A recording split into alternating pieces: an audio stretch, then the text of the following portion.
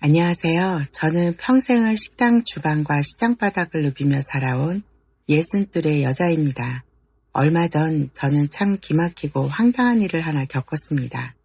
제 낡은 작업복에 대놓고 커피를 쏟고는 도리어 아줌마가 피해야지 내 명품 옷 어쩔 거야 하며 눈을 치켜뜨던 젊고 앙칼진 아가씨를 상견례 자리에서 다시 마주쳤습니다. 그 아가씨는 제가 자기를 위해 내어주려던 아파트 열쇠의 진짜 주인이라는 걸 상상도 못했을 겁니다. 사람을 겉모습으로만 판단하고 함부로 대하다가 자신이 그토록 원하던 시가재산의 실세 앞에서 뼈저린 참교육을 당하게 된 그날의 이야기를 오늘 여러분께 털어놓으려 합니다. 새벽 4시 반. 제 하루는 지난 30년이 넘는 세월 동안 단 한 번도 어김없이 이 시간에 시작되었습니다. 모두가 깊은 잠에 빠져 있는 시간, 저는 찬물에 세수만 대충 마친 뒤 두꺼운 손바지에 낡은 패딩을 걸쳐 입고 집을 나섭니다. 매일 아침 도매시장에 나가 가장 신선한 식재료를 제 손으로 직접 고르기 위해서입니다. 어이구, 사장님. 오늘도 제일 먼저 나오셨네. 오늘 배추가 아주 실하게 들어왔어요. 부지런을 떨어야 좋은 물건을 챙기지. 겉잎 멍든 건 빼고 쏙 꽉 찬 놈으로만 20망 실어주세요. 손마디가 굵어지고 지문이 닳아 없어질 정도로 고된 주방일과 시장통의 삶이었습니다. 제 옷에는 항상 찌든 기름 냄새와 젓갈 냄새가 배어 있었습니다. 식당이 자리를 잡고 단골이 늘어갈 무렵에도 저는 번듯한 옷 한 벌 사입지 않았습니다. 남들은 사장님이 왜 그렇게 궁상맞게 입고 다니냐고 한마디씩 거들었지만 저는 주방 바닥에서 미끄러지지 않는 투박한 작업화와 얼룩이 묻어도 티가 나지 않는 검은색 작업복 바지가 세상에서 가장 편했습니다. 가끔 제 허름한 옷차림을 보고 저를 함부로 대하는 손님들도 있었습니다. 하루는 젊은 남자 손님 하나가 술에 취해 반찬 투정을 하더니 앞치마를 두르고 홀을 치우던 저에게 소리를 버럭 질렀습니다. 아줌마, 여기서 책임자 당장 오라고 해. 음식 맛이 이게 뭡니까? 제가 이 식당 주인입니다. 음식에 어떤 문제가 있습니까? 뭐, 아줌마가 사장이라고? 장난해 지금?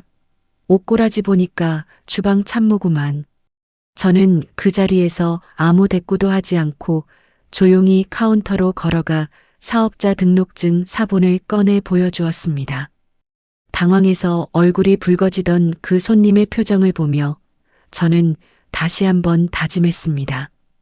진짜 힘은 겉으로 번지르르하게 꾸미는 명품 옷에서 나오는 게 아니라 스스로 일구어낸 단단한 내실과 통장 잔고에서 나온다는 것을 말입니다. 제가 이토록 악착같이 돈을 모으고 스스로에게 엄격했던 이유는 따로 있었습니다. 바로 제 남편의 늦둥이 막내 동생 정훈이 때문이었습니다. 남편은 사남매 중 맏이었고 막내 시동생 정훈이는 저와 무려 24살이나 차이가 났습니다. 제가 시집왔을 무렵 시어머니는 늦둥이 정훈이를 낳고 얼마 지나지 않아 큰 병을 얻어 자리에 누우셨습니다. 자연스럽게 핏덩이 같은 시동생을 거두는 것은 갓 시집온 맏며느리인 제 몫이 되었습니다. 등에 업힌 정훈이가 배가 고파 칭얼거릴 때마다 저는 펄펄 끓는 국밥솥 단지 앞에서 땀을 비오듯 쏟으며 자장가를 불렀습니다. 포대기로 시동생을 업고 식당홀을 서빙하며 젊은 시절을 다 보냈습니다. 정훈이가 초등학교에 입학할 때는 제가 엄마 대신 학부모 참관 수업에 갔고 중학교와 고등학교 시절 아침마다 교복을 다리고 도시락을 싸먹인 것도 전부 저였습니다. 형수님, 저 이번에 대학 등록금이 올랐다는데 어떡해요? 정훈이가 20살이 되던 해 고개를 푹 숙이고 기어들어가는 목소리로 제게 말했습니다. 저는 쓰던 식칼을 내려놓고 고무장갑을 벗은 뒤 안주머니에서 낡은 통장을 꺼내 정훈이 손에 쥐어주었습니다. 사내 자식이 뭘 그런 걸로 기를 주고. 너는 그냥 앞만 보고 공부해. 돈 걱정은 형수가 다 알아서 할 테니까 너는 번듯하게 졸업해서 사람 구실만 제대로 하면 돼. 그날 정훈이는 제 품에 안겨 어린아이처럼 엉엉 울었습니다. 저는 정훈이를 단순한 시동생이 아니라 제 배 아파 낳은 자식이나 다름없이 여겼습니다. 그렇게 시간이 흘러 저도 어느덧 60줄에 접어들었습니다. 다행히 하늘이 제 고생을 알아주었는지 억척스럽게 모은 돈으로 저희가 새들어 장사하던 식당 건물을 통째로 매입할 수 있었습니다. 거기에 그치지 않고 동네 번화가에 위치한 알짜배기 꼬마 상가도 제 명의로 하나 더 사들이며 남부럽지 않은 자산을 일구었습니다. 동네에서는 다들 저를 건물주 사장님이라 불렀지만 저는 여전히 화장기 없는 얼굴에 시장에서 산 10,000원짜리 티셔츠를 입고 매일 새벽 도매 시장으로 향했습니다. 그러던 어느 날이었습니다. 이제 38이 된 시동생 정훈이가 드디어 장가를 간다는 기쁜 소식을 전해왔습니다. 부모님을 대신해 정훈이를 키워낸 저로서는 가슴이 벅차오르는 일이었습니다. 저는 며칠 전 동네 근처에 새로 도배와 장판을 마친 24평짜리 아파트를 찾아갔습니다. 그 집은 제가 은행 대출을 끼고 제 명의로 사두었다가 얼마 전 마지막 대출금까지 전부 상환해 온전한 제 소유가 된 빈집이었습니다. 정훈이가 결혼하게 되면 신혼집으로 쓰라고 아무도 모르게 준비해 둔 저만의 선물이었습니다. 비어있는 아파트 거실 바닥을 걸레로 훔치며 저는 혼자 눈시울을 붉혔습니다. 우리 정훈이 이만하면 어디 가서 남부럽지 않게 시작하는 거다. 넌 이제 걱정 없이 살아라. 고생했다, 이정숙. 혼잣말을 중얼거리며 걸레질을 마친 저는 옛날 남편이 섰던 보증빚을 내 손으로 다 갚은 뒤부터 10원 한 장도 철저히 내 이름으로만 묶어두며 피땀으로 지켜낸 내 성체를 한번 둘러본 뒤 곧바로 정훈이에게 전화를 걸었습니다. 정훈아, 도배랑 장판 다 끝났다. 이번 주말에 양가 어른들 모시고 상견례 마치고 나면 내 짝꿍 데려와서 집 한번 보여줘라. 비밀번호는 내 생일로 해놨다. 수화기 너머로 정훈이의 들뜨고 상기된 목소리가 들려왔습니다. 진짜요? 아휴, 형수님 정말 감사합니다. 제가 이 은혜를 어떻게 다 갚아요. 안 그래도 유리가 우리 집이 이 동네 건물주라고 엄청 기대하고 있습니다. 제가 그 건물들 다 형수님 명의라는 말은 굳이 안 했어요. 그냥 우리 집안 재산이라고 뭉뚱그려서 말했더니 아주 입이 귀에 걸리더라고요. 순간 제 손에 쥐어있던 물걸레가 바닥으로 툭 떨어졌습니다. 건물주? 엄청 기대를 해? 집안 재산? 따뜻했던 가슴 한구석이 갑자기 찬물을 끼얹은 듯 서늘해졌습니다. 정훈아, 너 혹시 집에 돈 많다고 그 아가씨한테 허풍 떨었니? 사람 마음 얻으려고 돈 자랑부터 하는 거 그거 아주 못난 짓이다. 아유, 허풍은요. 틀린 말도 아니잖아요. 유리가 좀 성격이 예민해서 확실한 걸 좋아합니다. 형수님도 이번 주말 상견례 때 만나보시면 아실 거예요. 애가 참 세련되고 똑 부러져요. 전화를 끊고 텅 빈 아파트 거실에 우두커니 섰습니다. 시동생 정훈이의 가벼운 입방 정도 걱정이었지만 집안의 재산부터 따지고 든다는 그 유리라는 예비동서의 태도가 영 찜찜하게 마음에 걸렸습니다. 성격이 예민하고 확실한 걸 좋아한다는 정훈이의 변명 같은 말이 머릿속을 계속 맴돌았습니다. 창밖으로 지는 노을을 바라보며 저는 깊은 한숨을 내쉬었습니다. 돈이 사람의 마음을 얼마나 간사하게 만드는지 저는 시장 바닥에서 장사하며 숱하게 보아왔습니다. 돈 앞에서는 피를 나눈 형제도 남보다 못한 원수가 되는 법입니다. 하물며 생전 처음 보는 남녀가 만나는 자리에 돈이 먼저 앞장서서 걸어 들어온다니 맏며느리로서 걱정이 앞서는 건 당연한 일이었습니다. 내 피땀으로 일군 재산이다. 정훈이 내가 착실하게 산다면 내 기꺼이 이 집 하나 못 내어주겠냐마는 만약 그 아가씨가 내 사람이 아니라 내 돈을 보고 들어오는 거라면 이야기는 달라지지. 저는 속으로 다짐하며 주머니에 들어있던 아파트 현관문 마스터키를 꽉 쥐었습니다. 38이나 먹고도 아직 세상 물정 모르는 시동생이 안쓰럽기도 했고 답답하기도 했습니다. 이번 주말 토요일 낮 12시 시내에서 제일 고급스럽다는 한정식 집에서 양가 상견례가 예정되어 있었습니다. 저는 바닥에 떨어진 걸레를 주워 빨면서 상견례 날에는 평소에 입지 않던 단정한 옷을 꺼내 입어야겠다고 생각했습니다. 그날의 만남이 제 인생에 얼마나 어이없고 통쾌한 폭풍을 몰고 올지 저는 꿈에도 모른 채 신혼집 문을 단단히 걸어 잠갔습니다. 며칠 뒤 저녁 장사를 모두 마치고 식당 셔터를 내릴 즈음이었습니다. 남편과 제가 홀 한 구석에 앉아 늦은 저녁 겸 야식으로 남은 찌개를 데워 밥을 먹고 있는데 시동생 정훈이가 헐레벌떡 식당 문을 열고 들어왔습니다. 손에는 반질반질한 베이커리 종이 가방이 들려 있었습니다. 형님, 형수님, 식사하시네요. 제가 백화점 지하에서 엄청 유명한 케이크 하나 사왔어요. 유리가 형수님 꼭 가져다 드리라고 해서요. 넉살 좋게 웃으며 다가오는 정훈이의 얼굴은 마치 세상을 다 가진 사람처럼 환했습니다. 남편은 내가 웬일로 비싼 케이크를 다 사오냐며 껄껄 웃었지만 저는 정훈이가 내민 종이 가방의 화려한 로고를 보며 묘한 위화감을 느꼈습니다. 조그만 케이크 한 조각에 몇만 원씩 한다는 젊은 사람들 사이에서나 유명한 고급 브랜드였기 때문입니다. 평소 국밥 한 그릇 값도 아까워하던 녀석이 이런 걸 사왔다는 건 전적으로 그 유리라는 예비 신부의 취향이 반영된 결과라는 뜻이었습니다. 아이고, 뭘 이런 걸 다 보냈대. 상견례 때 얼굴 보고 인사하면 될 것을.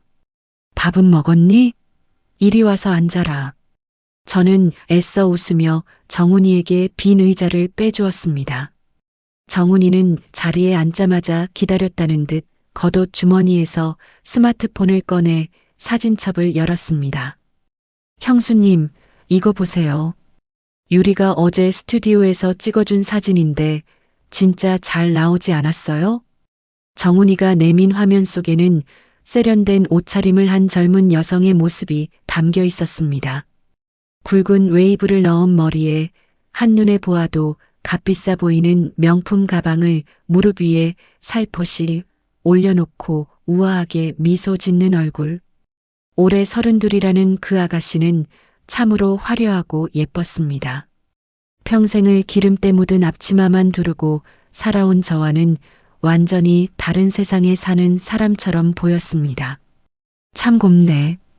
인물도 훤하고 내가 아주 복을 타고났다. 제가 진심으로 덕담을 건네자 정훈이는 어깨를 으쓱하며 신이 나서 떠들기 시작했습니다. 그렇죠? 유리가 원래 미대 나와서 갤러리 큐레이터로 일했거든요. 눈도 높고 취향도 엄청 고급스러워요. 솔직히 저한테는 과분한 사람인데 제가 엄청 쫓아다녔죠. 유리가 처음엔 저보고 나이 차이 많이 난다고 밀어내더니 요즘은 저한테 얼마나 잘하는지 몰라요. 그 말을 듣고 있던 남편이 숟가락을 내려놓으며 무심하게 한마디 거들었습니다. 그래. 남자가 능력 있으면 어린 여자 만나는 거지. 내가 우리 집안 번듯하고 상가 건물도 있으니까 걔도 마음을 연 거 아니겠냐? 요즘 아가씨들 다 조건 보고 결혼한다더라. 남편의 무신경한 그 한마디에 저는 가슴 한구석이 콕 찔리는 듯한 기분이 들었습니다. 정훈이는 형의 말에 부정도 하지 않고 배시시 웃으며 말을 이었습니다. 형님 말이 맞아요. 유리가 며칠 전에 그러더라고요. 오빠네는 형수님이 식당도 크게 하시고 모아둔 재산도 좀 있는 것 같은데 왜 굳이 형수님이 주방에서 직접 고생하시냐고. 건물 월세만 받아도 편하게 사실 텐데 신기하대요. 그래서 제가 그랬죠. 우리 형수님은 억척스러워서 돈 모으는 재미로 사시는 분이라고. 그 순간 저는 먹고 있던 밥알이 모래알처럼 껄끄럽게 느껴졌습니다. 정훈아, 너 혹시 예비 신부한테 우리 상가 월세가 얼마 들어오는지 그런 것도 얘기했니? 제가 묻자 정훈이는 눈을 동그랗게 뜨며 고개를 끄덕였습니다. 아, 네. 대충요. 유리가 결혼하면 자기 수입도 줄어들 텐데 혹시 나중에 시댁에서 생활비 보태달라고 하실까봐 걱정하더라고요. 그래서 제가 큰 소리 쳤죠. 우리 집은 건물에서 달달이 월세가 1,000만 원씩 꽂히니까 너한테 손 벌릴 일 절대 없다고요. 그랬더니 유리가 엄청 안심하면서 좋아하더라고요. 저는 물컵을 쥐고 있던 손에 저도 모르게 힘을 꽉 주었습니다. 아직 상견례도 안 한 예비 며느리가 시가 집안의 월세 수익을 묻고 생활비 지원 여부를 따지나? 요즘 젊은 사람들이 계산이 빠르고 영악하다는 건 알지만 이건 어딘가 단단히 선을 넘은 느낌이었습니다. 더구나 정훈이는 치명적인 착각을 하고 있었습니다. 그 상가 건물과 식당, 그리고 정훈이에게 주려던 아파트는 모두 우리 집안의 것이 아니라 오롯이 제 이름 석자 이정숙의 명의로 된 제 개인 재산이었습니다. 시부모님이 물려주신 빚을 갚고 바닥부터 일어선 건 저였습니다. 남편은 착하지만 경제관념이 없어 보증을 섰다 재산을 날린 적이 있었기에 저는 모든 부동산과 통장을 제 명의로 철저하게 묶어두었습니다. 하지만 정훈이는 어릴 때부터 제가 모든 것을 해결해주는 환경에서 자라다 보니 형수님의 돈이 곧 가족의 돈이자 자신의 돈이라고 아주 당연하게 생각하고 있었던 겁니다. 정훈아, 아무리 그래도 집안 재산 내역을 남한테 그렇게 함부로 떠벌리는 거 아니다. 그리고 명확히 해두자. 그 건물들 다 내 명이다. 내 형 것도 아니고 내 부모님 것도 아니야. 내가 주방에서 손목뼈가 으스러져라 이래서 산 내 건물이야. 제가 조금 굳은 목소리로 말하자 정훈이는 멋쩍게 뒷머리를 긁적였습니다. 아유, 형수님도 참. 형수님 돈이 우리 가족 돈이죠. 유리가 뭐 우리 돈 뺏어간대요? 그냥 자기가 시집가서 고생 안 할 거라는 확신이 필요했던 거예요. 형수님이 이해해 주세요. 애가 워낙 없이 자란 걸 싫어해서 그래요.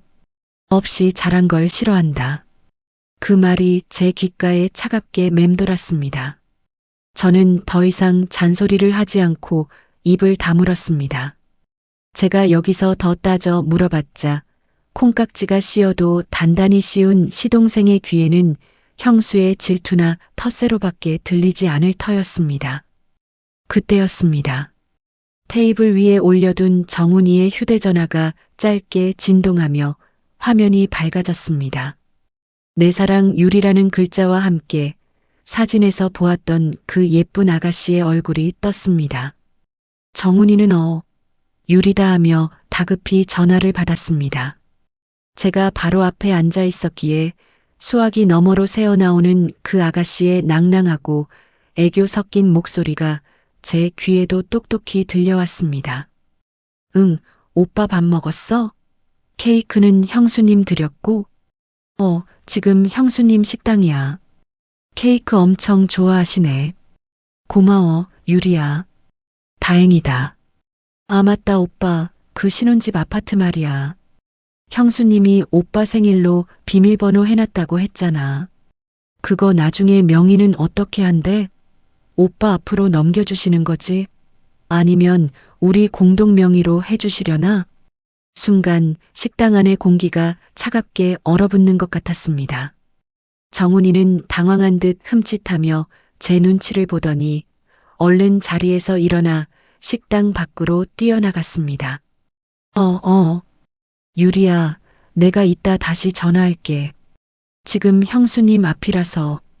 유리창 너머로 쩔쩔매며 통화하는 정훈이의 뒷모습을 보며 저는 숟가락을 완전히 내려놓았습니다. 아직 얼굴 한번 마주한 적 없는 아가씨였습니다. 상견례 날짜가 며칠 뒤로 잡혀 있는데 벌써 집 명의부터 타진하고 공동 명의를 운운하고 있었습니다. 그녀가 사보낸 비싼 케이크 상자가 갑자기 뱀처럼 징그럽게 느껴졌습니다. 이건 저를 향한 호의가 아니라 시가의 재산을 움켜쥐고 있는 물주를 향한 노골적인 뇌물이자 아부였습니다. 여보, 당신 동생 짝꿍 말이야. 아무래도 좀 이상하지 않아? 집 명의를 왜 지금 물어봐? 제가 눈살을 찌푸리며 묻자 남편은 이쑤시개로 이를 쑤시며 대수롭지 않게 대답했습니다. 에이, 당신이 예민한 거야. 요즘 애들 집값 한두 푼 하는 것도 아닌데 당연히 명예 확실히 하고 싶겠지. 정훈이 저놈 장가가는 게 어디냐? 당신이 그냥 눈 딱 감고 집 하나 넘겨줘. 그동안 우리가 부모 노릇했는데 이왕 해주는 거 기분 좋게 해주자고. 남편의 태평한 소리에 저는 속이 터질 것 같았지만 꾹 참았습니다. 그래. 내가 늙은이처럼 속이 좁은 걸 수도 있지. 요즘 젊은 사람들 다 영악하게 자기 목 챙긴다는데 오히려 똑 부러지고 야무진 성격일 수도 있잖아. 겉모습만 보고 사람을 판단하면 안 되지. 저는 애써 제 안에서 꿈틀거리는 불길한 직감을 억눌렀습니다. 한평생 정훈이를 뒷바라지해온 제 정성을 봐서라도 부디 제 불길한 예감이 틀리기를 바랐습니다. 상견례를 이틀 앞둔 목요일 오후였습니다. 저희 식당은 오후 3시부터 5시까지 브레이크 타임을 가졌는데 저는 그 시간을 이용해 상견례를 할 한정식 집에 직접 다녀오기로 했습니다. 혹시나 어르신들이 앉기 불편한 좌식방은 아닌지 며칠 전 시어머니가 틀니를 새로 하셨는데 음식이 너무 질기게 나오진 않는지 알레르기를 일으키는 식재료는 없는지 메뉴와 방 상태를 제 눈으로 확인하고 예약금을 결제해야 마음이 놓일 것 같았기 때문입니다. 여보, 나 상견례 할 식당 좀 다녀올게. 예약금 걸고 메뉴 좀 맞춰놓고 올 테니까 당신이 홀 바닥 청소 좀 마무리해둬. 알았어. 근데 당신 꼴이 그게 뭐냐? 아무리 확인만 하러 가는 거라도 옷이라도 좀 갈아입고 가지. 거기 시내에서 제일 비싼 식당이라며. 거울에 비친 제 모습은 영락없는 시장통 주방 아줌마였습니다. 김치 국물이 튄 자국이 희미하게 남아있는 검은색 작업복 바지에 소매가 해진 낡은 회색 경량 패딩 조끼, 머리는 대충 고무줄로 질끈 묶었고 손에는 낡은 검은색 비닐 가방이 들려 있었습니다. 뭐 어때? 내가 거기 밥 얻어먹으러 가나 내 돈 주고 예약하러 가는 건데. 옷 갈아입고 할 시간 없어. 얼른 다녀올게. 저는 남편의 핀잔을 뒤로 한 채 씩씩하게 식당 문을 나섰습니다. 저는 평생을 거칠애보다 실속을 챙기며 살아왔고 내 돈 주고 내가 당당하게 걸어 들어가는데 남의 시선을 신경 쓸 이유가 없다고 생각했습니다. 택시를 타고 도착한 시내의 한정식 집은 한눈에 보기에도 고급스러웠습니다. 저는 매니저를 만나 방의 위치를 확인하고 시어머니를 위해 고기 반찬은 최대한 부드럽게 쪄달라는 당부와 함께 식사비 전액을 제 카드로 일시불 결제했습니다. 중요한 숙제를 하나 마쳤다는 생각에 마음이 한결 가벼워졌습니다. 식당 문을 나서자 바로 옆에 크고 화려한 고급 카페가 눈에 띄었습니다. 통유리창 너머로 샹들리에가 반짝이고 젊은 사람들이 세련된 옷을 입고 앉아 커피를 마시고 있었습니다. 평소 같으면 자판기 커피나 타 마셨겠지만 그날따라 날씨도 쌀쌀하고 상견례 준비를 마친 제 자신에게 달달한 커피 한 잔 정도는 상으로 줘도 괜찮겠다는 생각이 들었습니다. 저는 낡은 패딩 조끼를 한번 툭툭 털고 그 화려한 카페 문을 열고 들어섰습니다. 그 작은 변덕이 제가 평생 겪어본 적 없는 끔찍한 모멸감과 마주하게 할 줄은, 그리고 곧 제 인생 최고의 사이다 같은 반전을 만들어낼 줄은 그 순간에는 꿈에도 몰랐습니다. 화려한 샹들리에가 반짝이는 고급 카페 안은 밖의 쌀쌀한 날씨와 달리 아주 따뜻했습니다. 달콤한 버터 향과 진한 원두 냄새가 훅 끼쳐왔습니다. 카운터로 다가간 저는 가장 따뜻하고 달달한 캐러멜 마키아토 한 잔을 주문하고는 구석진 창가 자리에 조용히 가서 앉았습니다. 통유리창 너머로 지나가는 사람들을 구경하며 굳었던 다리를 주무르고 있을 때였습니다. 제 자리에서 2 테이블 정도 떨어진 곳에 앉아있던 한 젊은 여자의 목소리가 유독 크게 들려왔습니다. 평일 낮 시간이라 카페 안이 한산했던 탓도 있지만 그 여자가 이어폰을 낀 채 누군가와 신이 나서 통화를 하고 있었기 때문입니다. 응, 이번 주말에 상견례 해. 아휴, 지지배야. 내가 미쳤냐? 나이 꽉 찬 그 오빠를 못하러 만나. 다 돈 보고 꾹 참는 거지. 시가 쪽에 평생 돈 쓸 줄은 모르고 모아둔 아주 훌륭한 물주가 하나 있거든. 처음에는 그저 철없는 젊은 아가씨의 수다려니 하고 고개를 돌리려 했습니다. 그런데 곁눈질로 슬쩍 바라본 그 여자의 옆얼굴이 어딘가 눈에 많이 익었습니다.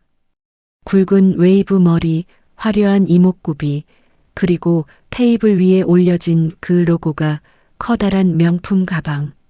며칠 전 남편의 식당에서 시동생 정훈이가 자랑스레 보여주었던 사진 속 유리라는 그 예비 신부의 모습과 너무나도 똑같았습니다.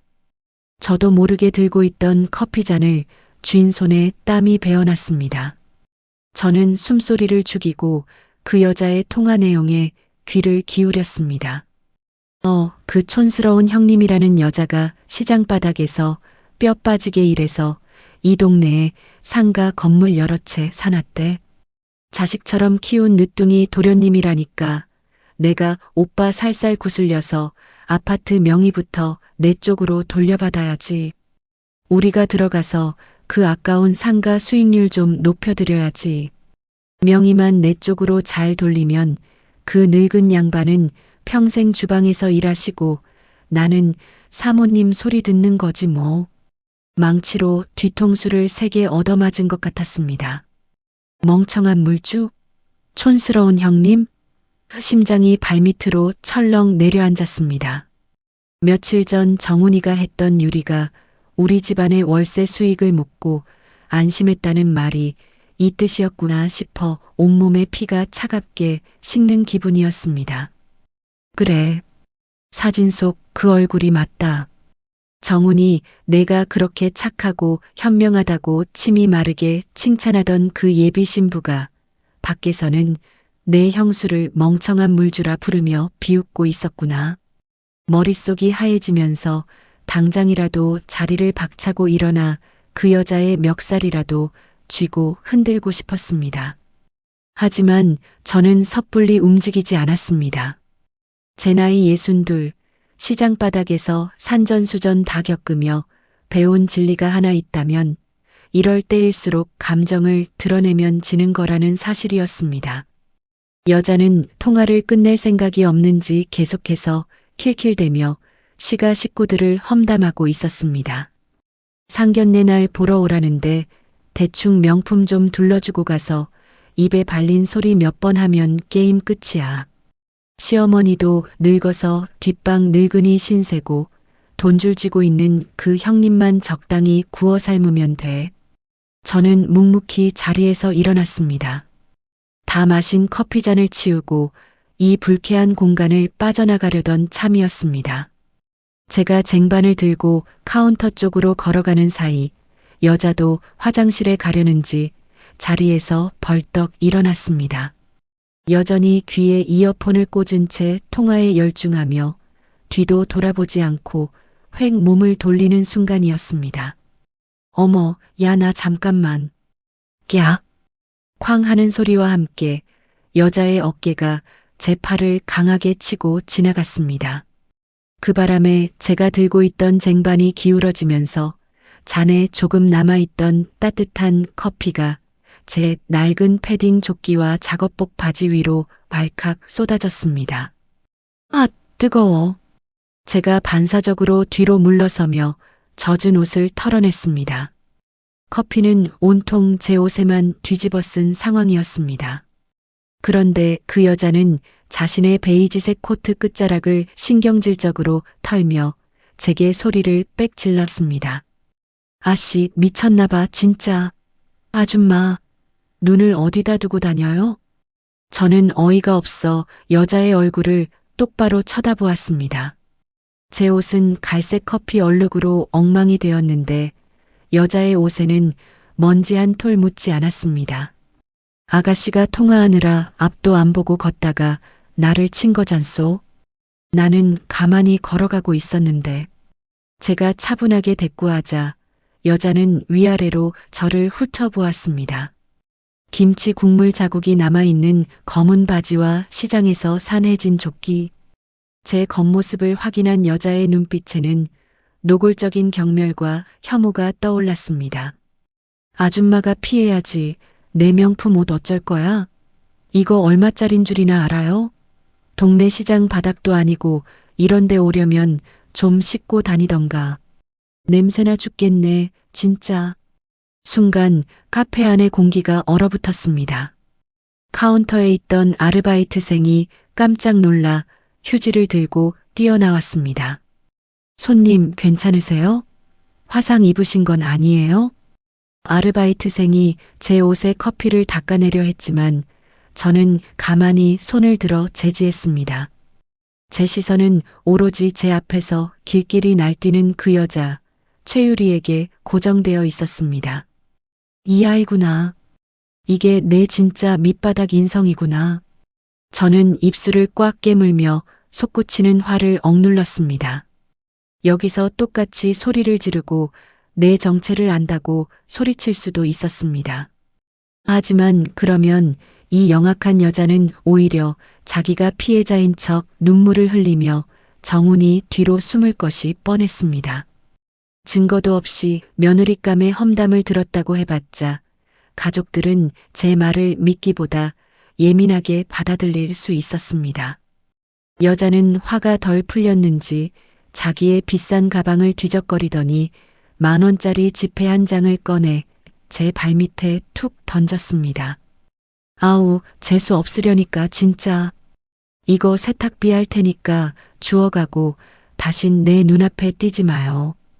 여자가 휴지를 꺼내려 가방을 거칠게 뒤지는 사이 가방 틈새로 두툼한 종이 뭉치 하나가 카페 바닥으로 툭 떨어졌습니다. 하지만 여자는 그것을 눈치채지 못한 채 화장실도 가지 않고 씩씩거리며 카페 문을 열고 나가버렸습니다. 여자가 나간 뒤 저는 조용히 바닥에 몸을 굽혀 발밑에 떨어진 10,000원짜리 한 장과 종이 뭉치를 주워 들었습니다. 고급스러운 진주빛 펄이 들어간 두꺼운 종이. 그것은 예비 신부들이 디자인을 확인하기 위해 들고 다니는 청첩장 시안이었습니다. 그 종이의 맨 앞장에는 이렇게 적혀 있었습니다. 신랑 박정훈, 신부 최유리. 저는 손에 들린 청첩장과 10,000원짜리 지폐를 번갈아 바라보았습니다. 피가 거꾸로 솟는 분노 속에서도 입가에는 서늘한 웃음이 번졌습니다. 이제 모든 것이 확실해졌습니다. 저 여자가 방금 냄새난다며 벌레 보듯 쳐다본 늙은 아줌마가 자신이 그토록 돈줄을 쥐고 흔들고 싶어 했던 시가의 진짜 실세라는 것을 여자는 꿈에도 모른 채 돌아서 나간 것입니다. 괜찮으세요? 제가 닦아드릴게요. 아르바이트생이 다가와 제 젖은 조끼를 닦아주려 했지만 저는 조용히 고개를 저었습니다. 고마워요. 괜찮습니다. 얼룩은 내가 알아서 지울 테니 신경 쓰지 마세요. 저는 카페 화장실로 들어가 세면대에서 손에 묻은 커피를 씻어냈습니다. 거울 속에 비친 제 모습은 초라한 주방 아줌마였지만 두 눈만큼은 그 어느 때보다 매섭게 빛나고 있었습니다. 내 동생이 뼈 빠지게 벌어온 돈으로 지은 집에서 내가 다리를 뻗고 자게 내버려 둘 것 같으냐? 내가 그렇게 무시하던 늙은 아줌마의 힘이 어떤 건지, 돈으로 사람을 짓밟으려 했던 내가 돈 앞에서 어떻게 짓밟히는지 똑똑히 보여주마. 저는 주머니에 청첩장 시안과 여자가 던지고 간 10,000원짜리를 고이 접어 넣었습니다. 지금 당장 정훈이에게 전화를 걸어 이 사실을 알리고 파혼을 시키는 건 너무 쉬운 일이었습니다. 저는 그 영악한 여자가 가장 기대하고 부풀어 있을 때, 그리고 양가 어른들이 모두 모여 그 여자의 가식을 칭찬하고 있을 때, 그 완벽한 무대 한가운데서 여자의 면사포를 찢어밟기기로 결심했습니다. 상견례까지 남은 시간은 단 이틀이었습니다. 저는 옷에 묻은 커피 얼룩을 훈장처럼 달고 묵묵히 식당으로 발걸음을 돌렸습니다. 그날따라 낡은 작업화에 닿는 길바닥이 조금도 무겁게 느껴지지 않았습니다. 드디어 약속한 토요일 낮 12시가 밝았습니다. 저는 평소처럼 새벽에 눈을 떴지만 이날만큼은 낡은 작업복 대신 장롱 가장 깊숙한 곳에 보관해 두었던 옷 상자를 꺼냈습니다. 오래전 시어머니 칠순 잔치 때 맞추어 두고 한 번도 입지 않았던 옥색 명주 한복이었습니다. 정갈하게 빗어넘긴 머리에 옥비녀를 꽂고 역계 화장까지 마친 제 모습을 거울로 찬찬히 들여다보았습니다. 평생 기름때와 김치 국물을 묻히고 살았던 주방 아줌마의 모습은 온데간데 없고 매서운 눈매를 가진 꼿꼿한 집안의 어른이 그곳에 앉아 있었습니다. 여보, 당신 오늘 진짜 딴 사람 같네. 우리 정훈이 장가 간다고 아주 힘을 팍 줬어. 양복을 챙겨 입던 남편이 제 모습을 보고는 껄껄 웃으며 농담을 건넸습니다. 저는 그저 옅은 미소만 지었을 뿐 아무 대답도 하지 않았습니다. 오늘 제가 입은 이 한복은 단순히 시동생을 축하하기 위한 예복이 아니었습니다. 집안의 핏줄을 빨아먹으려 드는 탐욕스러운 불청객을 끊어내기 위해 입은 저만의 갑옷이었습니다. 저희 부부는 예약 시간보다 30분 일찍 한정식 집에 도착했습니다. 제가 며칠 전 낡은 패딩 조끼 차림으로 와서 예약했던 바로 그 고급스러운 방이었습니다. 잔잔한 가야금 연주곡이 흘러나오는 조용한 방 안, 저는 출입문이 정면으로 보이는 가장 안쪽 상석에 자리를 잡고 앉았습니다. 무릎 위에는 며칠 전 카페 바닥에서 주웠던 청첩장 시안과 구겨진 10,000원짜리 지폐 한 장이 든 봉투가 놓여 있었습니다. 저는 조용히 눈을 감고 밖에서 들려올 발소리만 기다렸습니다. 정오가 되기 5분 전 복도에서 다급하고 경쾌한 발소리가 들려왔습니다. 이쪽입니다. 장인어른 장모님. 저희 형님 내외분은 벌써 와 계시네요. 잔뜩 상기된 정훈이의 목소리와 함께 육중한 나무 미닫이 문이 스르륵 열렸습니다. 가장 먼저 문턱을 넘은 것은 정훈이었고 그 뒤를 이어 단아한 베이지색 투피스를 차려입은 예비동서 최유리가 사뿐사뿐 걸어 들어왔습니다. 손에는 여전히 그 커다란 명품 가방이 들려 있었고 얼굴에는 시가 어른들에게 잘 보이기 위해 한껏 꾸며낸 아주 참하고 애교 넘치는 미소가 걸려 있었습니다. 그 뒤로 그녀의 부모님이 연신 고개를 숙이며 방 안으로 들어섰습니다. 형님, 형수님, 일찍 오셨네요.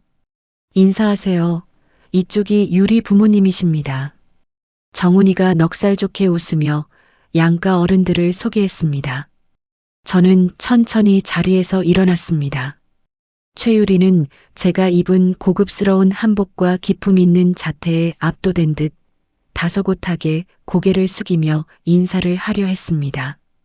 저는 그런 그녀와 정확히 눈을 맞추며 아주 우아하고 인자한 미소를 지어 보였습니다.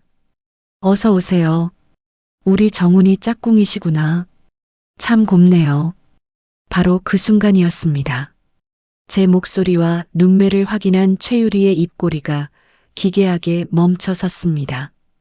그녀의 두 눈이 믿을 수 없는 것을 본 사람처럼 크게 떠졌고 핏기 하나 없이 하얗게 질려갔습니다. 그녀의 시선은 제 얼굴과 제가 입은 고급스러운 한복 그리고 제가 앉아있던 상석의 위치를 번갈아 향하며 미친 듯이 흔들렸습니다. 그래, 이제야 알아보겠니? 내가 냄새난다고 벌레 보듯 무시했던 그 주방 아줌마가 내가 그토록 목을 메고 쥐고 흔들려 했던 훌륭한 물주 형님이라는 걸. 첫 인사를 나누자마자 최유리는 헉 하고 짧은 숨을 들이켰습니다. 다리에 힘이 풀렸는지 옆에 서 있던 정훈이의 팔을 반사적으로 꽉 부여잡았습니다. 정훈이는 그것도 모르고 유리야, 많이 떨려? 인사드려. 나 키워주신 우리 형수님이셔라며 그녀의 등을 가볍게 밀었습니다.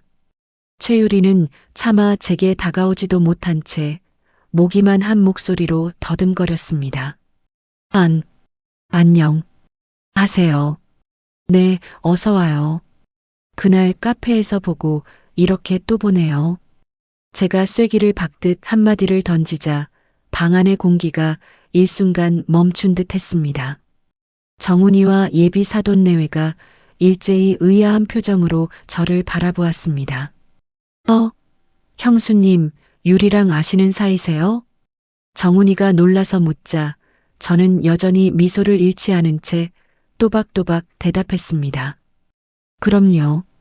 며칠 전 이 식당 옆 카페에서 아주 강렬하게 인사를 나눴는걸요. 아가씨, 그 비싼 명품 옷에 묻은 커피 얼룩은 잘 지워졌나 보네요. 그날 저한테 세탁비 하라며 던져주신 10,000원짜리는 아주 잘 썼습니다. 그 말이 떨어지는 순간 최유리의 고개가 푹 꺾였습니다. 그녀의 어머니가 깜짝 놀라 딸의 팔을 툭 치며 물었습니다. 유리야, 그게 무슨 소리니? 내가 사돈 어른께 돈을 던져드렸다니? 아니에요, 엄마. 그게 아니라 제가 그때는 너무 경황이 없어서. 최유리는 금방이라도 울음을 터뜨릴 것 같은 얼굴로 횡설수설했습니다. 그녀의 시선은 불안하게 허공을 맴돌았고 맞잡은 두 손은 하얗게 질릴 정도로 꽉 쥐어져 있었습니다.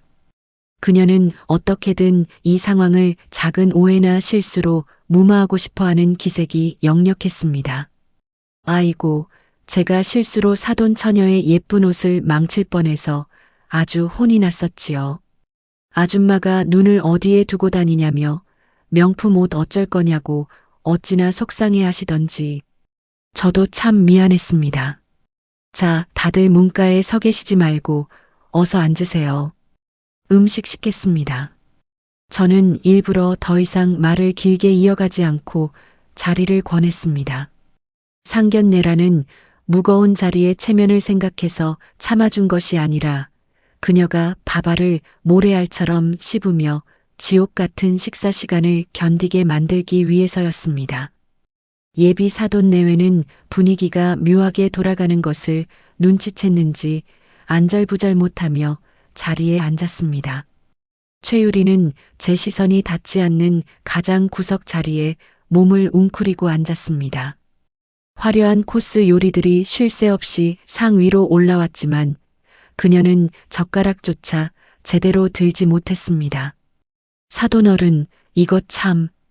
우리 유리가 예민해서 큰 결례를 범한 모양입니다. 저희가 대신 사과드리겠습니다. 그녀의 아버지가 땀을 닦으며 조심스럽게 건배를 제의했습니다. 저는 찬물이 담긴 잔을 들어 가볍게 부딪혀 주었습니다. 아닙니다. 젊은 사람들이 비싼 옷 아끼는 마음이야 당연하지요. 정훈이가 하도 우리 재수씨 될 사람이 교양 있고 똑 부러진다고 칭찬을 해서 저도 기대를 많이 했습니다. 저의 뼈 있는 한마디에 최유리의 어깨가 움찔거렸습니다. 저는 천천히 고기 한 점을 집어 씹으며 맞은편에 앉아 덜덜 떨고 있는 그녀를 감상했습니다. 그녀는 제가 언제 그날의 통화 내용을 터뜨릴지 몰라 극도의 공포에 사로잡혀 있었습니다. 남편과 정훈이는 그저 두 사람이 벌써 안면을 텄으니 인연은 인연이라며 허허 웃고 있었지만 여자들의 직감이라는 것은 그리 호락호락하지 않습니다. 그녀는 직감하고 있었습니다. 제가 이대로 조용히 상견례를 끝내줄 사람이 아니라는 것을 말입니다. 식사가 중간쯤 진행되었을 무렵이었습니다. 방 안의 분위기가 조금 누그러졌다고 판단했는지 그녀의 어머니가 조심스럽게 본론을 꺼냈습니다. 저 사돈어른, 다름이 아니라 신혼집 말인데요. 우리 유리가 며칠 전에 정서방한테 듣기로는 형님께서 아파트를 하나 내어주신다고 하셨다던데 저는 젓가락을 상 위에 소리나게 내려놓았습니다. 쨍 하는 파열음이 조용한 방 안을 갈랐습니다. 최유리가 흠칫 놀라며 고개를 들었습니다. 그녀의 젖은 눈동자가 애처롭게 저를 향해 흔들렸지만 저는 조금도 동요하지 않았습니다.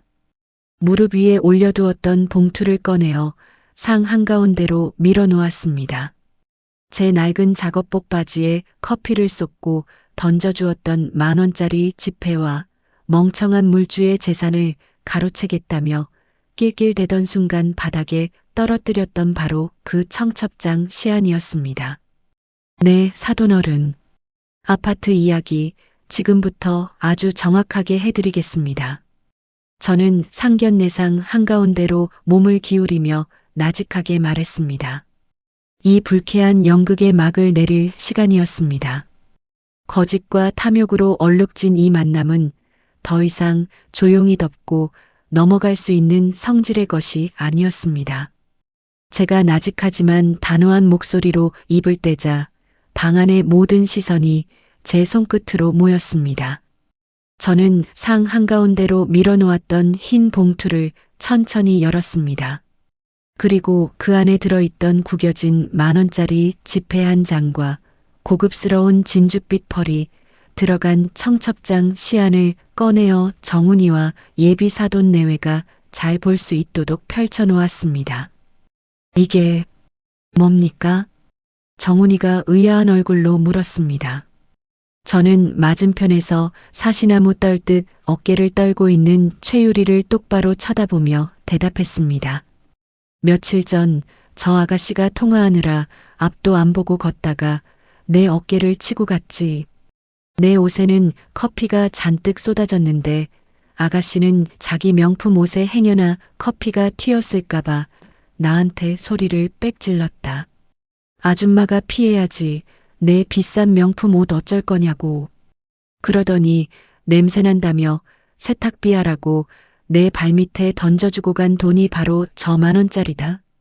그리고 저 청첩장은 그 잘난 가방에서 돈 꺼내다 바닥에 흘리고 간 거고. 제 말이 끝나기가 무섭게 예비 사돈 내외의 얼굴이 경악으로 물들었습니다.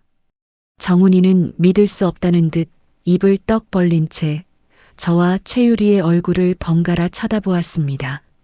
유리야, 이게 진짜야? 내가 우리 형수님한테 돈을 던졌다고? 정훈이의 떨리는 물음에 최유리는 당황하여 양손을 휘저었습니다. 오빠, 아니야. 내가 그때는 그 아줌마가. 아니, 형님이 오빠 형수님인 줄 정말 몰랐어. 그냥 웬 허름한 사람이 부딪히니까 놀라서. 그래, 내가 누군지 몰랐으니 그랬겠지. 제가 그녀의 변명을 차갑게 자르고 들어갔습니다. 사람을 겉모습으로만 판단하고 자기보다 못 살아 보이면 그렇게 벌레 취급하고 함부로 짓밟아도 되는 겁니까? 하지만 정작 내가 이 자리에서 짚고 넘어가고 싶은 건 내 옷에 쏟아진 커피가 아닙니다. 아가씨가 내 옷에 커피를 쏟기 직전 전화 통화로 떠들던 그 내용이지요. 최유리의 숨소리가 헉 하고 거칠어졌습니다. 그녀는 제가 어디까지 들었는지 몰라 극도의 공포에 질린 표정이었습니다. 저는 그녀가 카페에서 했던 말을 토시 하나 틀리지 않고 똑똑히 되짚어 주었습니다. 나이 꽉 찬 남자, 다 돈 보고 꼭 참으면서 만난다고 하셨지요? 시가 쪽에 평생 돈 쓸 줄만 모르고 모아둔 훌륭한 물주가 하나 있으니 살살 구슬려서 아파트 명의부터 아가씨 쪽으로 돌려받겠다고요. 늙은 양반은 평생 주방에서 일하게 두고 자기는 명예 돌려받아 사모님 소리 듣겠다며 킬킬대던 그 목소리, 내 두 귀로 아주 똑똑히 들었습니다. 어머니. 아니에요. 형님, 오해예요. 제가 어떻게 그런 말을. 최유리는 얼굴이 하얗게 질린 채 자리에서 반쯤 일어나며 부인했습니다. 하지만 이미 그녀의 목소리는 형편없이 떨리고 있었고 눈동자는 갈 곳을 잃고 헤매고 있었습니다. 오해? 내 귀로 듣고 이 청첩장까지 주었는데 무슨 놈의 오해입니까? 친정 부모님 앞이라고 발뺌할 생각 마세요. 그 잘난 명품 옷에 커피 한 방울 튀는 건 세상 무너지듯 아까워하면서 정작 본인은 그 늙고 냄새나는 아줌마가 피땀 흘려번 돈으로 마련한 집에서 다리 뻗고 살 궁리를 합니까? 겉은 그렇게 화려하게 꾸미고 다니면서 어찌 속은 그리 한없이 천박합니까? 조용했던 한정식 집 방 안은 그야말로 찬물을 끼얹은 듯 적막해졌습니다. 최유리의 어머니는 너무 놀라 가슴을 부여잡고 숨을 헐떡였고 아버지는 고개를 푹 숙인 채 쥐구멍이라도 찾고 싶은 표정이었습니다. 남편마저도 평소에 허허실실하던 태도를 버리고 무서운 얼굴로 최유리를 노려보고 있었습니다. 가장 충격을 받은 건 시동생 정훈이었습니다. 저를 친어머니처럼 따르고 예비 신부를 하늘처럼 떠받들던 38살의 시동생은 배신감과 모멸감에 눈시울이 붉어져 있었습니다. 유리 너 진짜야? 형님 재산 뺏어 쓰려고 나 만난 거야? 내가 말하던 그 똑 부러지는 성격이 남의 집 재산 빼먹을 궁리하는 거였어? 최유리는 이제 변명할 거리조차 찾지 못하고 굵은 눈물만 뚝뚝 흘리고 있었습니다. 오빠, 내가 친구한테 그냥 허세 부리느라 그랬어. 진짜야, 한 번만 용서해줘. 라며 정훈이의 소매를 붙잡았지만 정훈이는 차갑게 그 손을 뿌리쳤습니다. 저는 자리에서 천천히 일어났습니다. 그리고 제 인생을 바쳐 일군 재산을 지키기 위해 마지막으로 아주 단호하고 명확하게 선을 그었습니다. 정훈아, 똑똑히 들어라. 내가 장가간다고 해서 내 자식이나 다름없는 널 위해 내 명의로 된 아파트를 신혼집으로 내어주려 했다. 결혼 자금도 넉넉히 보태줄 생각이었어. 하지만 사람을 겉모습으로 금 나누며 멸시하고 남의 집 피땀 어린 돈이나 노리는 저런 천박한 심보를 가진 사람에게는 내 재산 단 한 푼도 내어줄 수 없다. 저는 방안을 한번 둘러본 뒤 예비 사돈 내외를 향해 고개를 가볍게 숙였습니다. 오늘 상견례는 이것으로 마무리하는 게 좋겠습니다. 식사비는 제가 며칠 전에 예약하면서 미리 전부 결제해 두었으니 놀란 가슴 진정하시고 천천히 드시고 가시지요. 저희는 먼저 일어날 테니 편히 계십시오.